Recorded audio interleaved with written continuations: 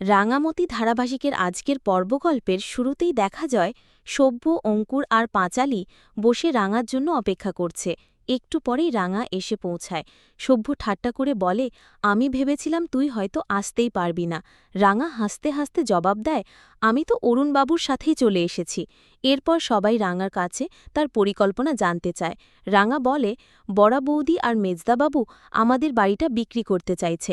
সেই জমিটা আমরাই কিনে নেব। কথাটা শুনে সভ্য খুশি হলেও অঙ্কুর একটু চিন্তিত হয়ে পড়ে। সে বলে, আমাদের কাছে তো এত টাকা নেই, আমরা কেমন করে কিনব? আর ওরা কেনই বা আমাদের কাছে বিক্রি করবে? রাঙা আত্মবিশ্বাসের সাথে জানায়, আমরা ছদ্মবেশে সেখানে যাব, ওদের নকল টাকায় দলিল সই করিয়ে নেব। প্রথমে তোমরা যাবে, তারপর আমরা ঢুকব, দামও বেশি অফার করব। অঙ্কুর আবার প্রশ্ন তোলে, ওরা তো আমাদের কোম্পানির নাম বা ব্যাকগ্রাউন্ড জানতে চাইতে পারে। তখন রাঙা বলে, ছোটদি সব ব্যবস্থা করে রেখেছে, ভুয়া কোম্পানির নাম, ভিজিটিং কার্ড সব তৈরি আছে। এবার সবাই রাজি হয়ে যায় রাঙার প্ল্যানে। পরের দৃশ্যে বসু কুটিরে দেখা যায় রাঙা কাজ করছে। ঠিক তখনই সাত্তকী আর বৃন্দা নিচে নামে। বৃন্দা রাগ ঝাড়তে ঝাড়তে বলে, তুমি প্রমোটারের সাথে কথা বললে আগে আমাকে জানালে না কেন? সাত্তকী বোঝায়, আমি যার সাথে ডিল করেছি সে অনেক জমি কিনছে আর আমাদের 10 কোটি টাকা অফার দিয়েছে। এটা শুনে বৃন্দার রাগ গলে গিয়ে আনন্দে ভরে যায়।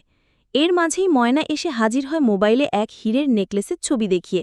সে সাত্তকীকে বলে, এটা আমার জন্য বানাও, দাম মাত্র 14 লাখ। সাত্তকী অবাক হয়ে যায়, এত টাকার নেকলেস এখন সম্ভব নয়। ময়না তখন যুক্তি দেয়, তুমি তো 10 কোটি টাকা পাবে, তার অর্ধেক ভাগ থেকে আমাকে দেবে। সাত্তকী হেসে বলে, এর চেয়ে আমি তোমাকে নকল একটা নেকলেস এনে দেব। ময়না অভিমান করে সোফায় বসে পড়ে। সাত্তকী বোঝায়, আগে টাকা হাতে আসুক, তারপর সব হবে।